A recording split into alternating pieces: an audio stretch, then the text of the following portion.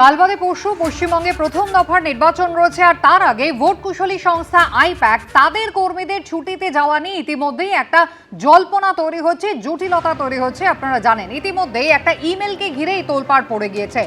এ বিষয়ে এখনো পর্যন্ত আইপ্যাকের কোনো প্রতিক্রিয়া কিন্তু পাওয়া যায়নি। সেক্টর 5-এ আইপ্যাকের অফিসে গিয়ে কোনো কর্মীরও কিন্তু দেখা পাওয়া যায়নি।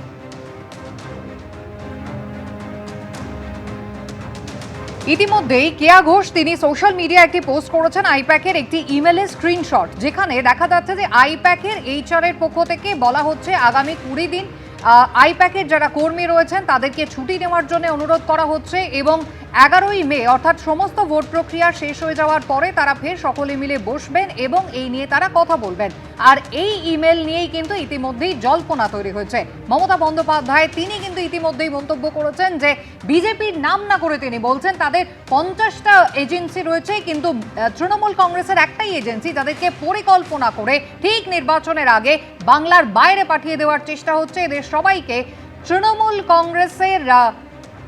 কংগ্রেসে এই সমস্ত কর্মীদের তিনি নিয়ে নেবেন, যুক্ত করবেন। মমতা বন্দ্যোপাধ্যায়ের এমনটাই দাবি।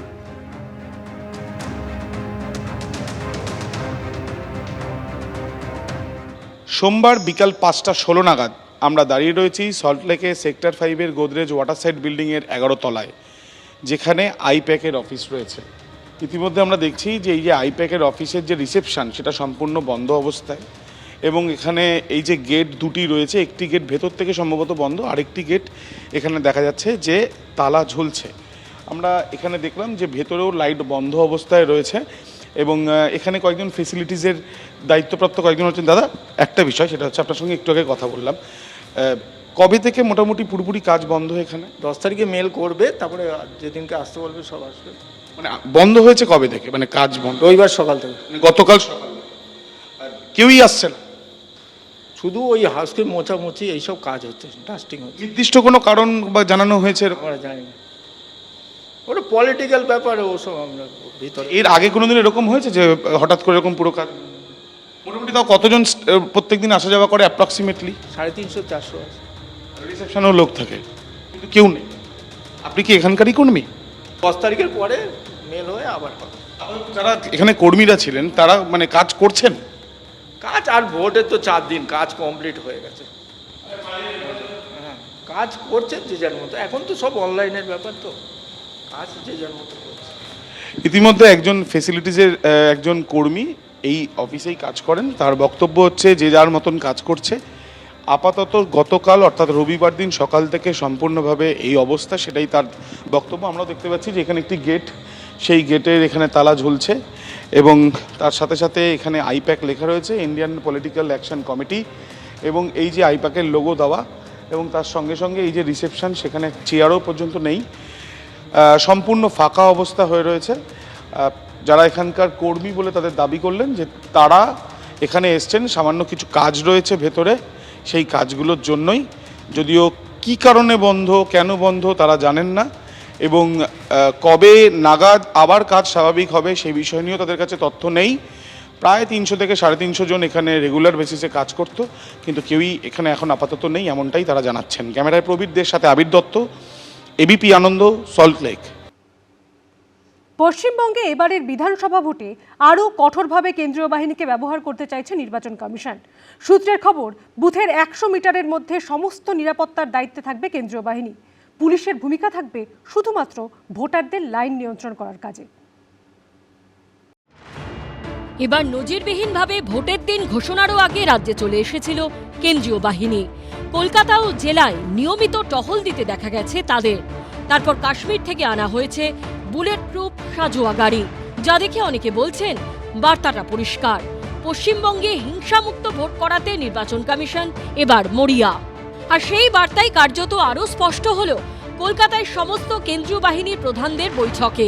সুরক্ষা পর্যালোচনায় জওয়ানদের সঙ্গে বৈঠক করেছেন বিএসএফ, সিআরপিএফ, সিআইএসএফ, আইটিবিপি ও অন্যান্য বাহিনীর ডিজিরা, যেখানে সব বাহিনীকে একত্রিতভাবে কাজ করার নির্দেশ দেওয়া হয়েছে। ঠিক করে দেওয়া হয়েছে এসওপি। নির্বাচন কমিশন সূত্রে খবর, প্রথম দফার ভোটে মোতায়েন থাকবে 2407 কোম্পানি কেন্দ্রীয় বাহিনী। দ্বিতীয় দফার ভোটেও থাকবে একই ধরনের সুরক্ষার আয়োজন।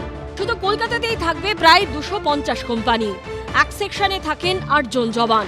সূত্রের খবর, এবছর ভোট কেন্দ্র পিছু থাকবেন অন্তত হাফ সেকশন কেন্দ্রীয় বাহিনী, অর্থাৎ 4 জন জওয়ান।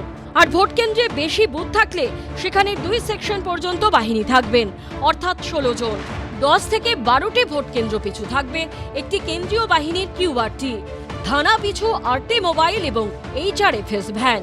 নির্বাচন কমিশন সূত্রে খবর, এবার আর পুলিশের উপর পুরোপুরি ভরসা করা হবে না। ইতিমধ্যেই নিরাপত্তার স্বার্থে বুথের 100 মিটারে লক্ষণরেখা কাটার সিদ্ধান্ত নিয়েছে কমিশন। সূত্রের খবর, সেই 100 মিটারের মধ্যে সমস্ত নিরাপত্তার দায়িত্বে থাকবে কেন্দ্রীয় বাহিনী।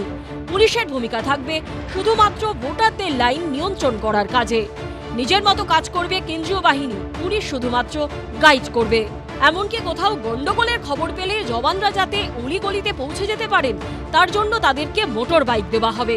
পুরো পরিস্থিতিতে নজর রাখবেন কেন্দ্রীয় পুলিশ পর্যবেক্ষকরা।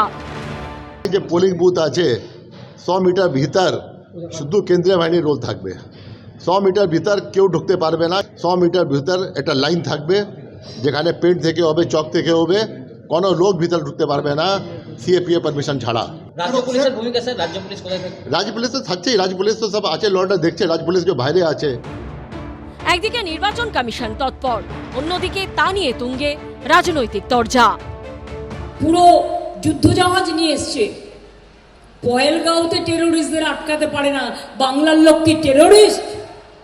জিজ্ঞেস করুন, মিলিটারিদের সাথে কেন মিটিং করেছে ইলেকশন নিয়ে?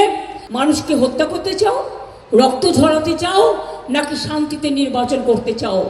আমরা শান্তিতে নির্বাচন করব। আমি দেখবো কত ক্ষমতা, ওদের সব এজেন্সির ক্ষমতা বড় না মানুষের ক্ষমতা বড়। मैं तो उनसे कहना चाहता हूं, 15 साल बहुत हुए, अब खेला बंद होगा और विकास शुरू होगा। एबार खेला शेष, उन्नयन शुरू। এরই মধ্যে দেশের মুখ্য নির্বাচন কমিশনার জ্ঞানেশ কুমার বার্তা দিয়েছেন, পশ্চিমবঙ্গে এবারের ভোট যাতে অবাধ, সুষ্ঠু ও স্বচ্ছভাবে হয় তা নিশ্চিত করতে সব রকম চেষ্টা করবে নির্বাচন কমিশন। নির্বাচন হবে ভয়মুক্ত, হিংসামুক্ত, প্রলোভনমুক্ত, ছাপ্পামুক্ত, বুথ দখল মুক্ত। তিনি আরও বলেছেন, রাজ্য সরকার, স্থানীয় সংস্থা বা স্বায়ত্তশাসিত প্রতিষ্ঠানের কোনো কর্মী যেন নির্বাচন প্রক্রিয়াকে প্রভাবিত না করেন। পশ্চিমবঙ্গের প্রতিটি ভোটার যেন নির্ভয়ে ভোটাধিকার প্রয়োগ করেন। ভোটের পর্ব পশ্চিমবঙ্গের গর্ব। রুমা পাল, এবিপি আনন্দ। হাই ভোল্টেজ কেন্দ্র ভবানীপুর, ইভিএমে কত নম্বরে তৃণমূলের প্রতীক? বিভ্রান্তির জন্য মমতা বন্দ্যোপাধ্যায়ের ধমক খেতে হলো তৃণমূলের নেতাদের একাংশকে। নিজের কেন্দ্রে প্রচারে নেমে বিভিন্ন আবাসনে ঢুকে ভোট চাইলেন ভবানীপুরের তৃণমূল প্রার্থী। And my number in the voter this EVM machine number 5. So I will appeal all of you to cast your vote in favor of me. কে বলছে 2 নম্বর? নো নো নো, আমাকে তো বলেছিল তো 5। ভোটার স্লিপ তোরা distribution করছিস, দেখেছিস?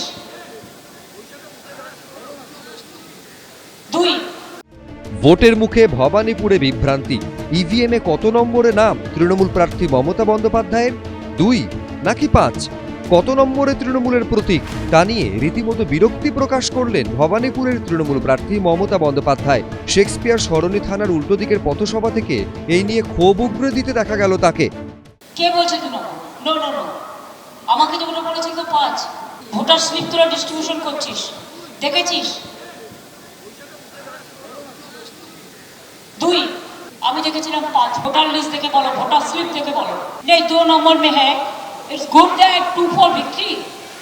সোমবার ভবানীপুর কেন্দ্রের বিভিন্ন আবাসনে ঢুকে প্রচার করেন মমতা বন্দ্যোপাধ্যায়। কখনো শেক্সপিয়ার সরণি, আবার কখনো লর্ড সিনহা রোডের হাই রাইজ বিল্ডিংয়ে ঘোরেন তিনি। সঙ্গে ছিলেন ফিরহাদ হাকিম, জয়প্রকাশ মজুমদাররা।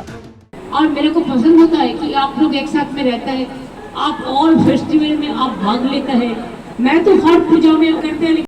2021-এ নন্দীগ্রামের পর এবারের বিধানসভা ভোটে ভরকেন্দ্র ভবানীপুর।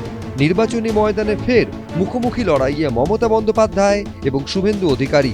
29 এপ্রিল ভোট এই হাই ভোল্টেজ কেন্দ্রে।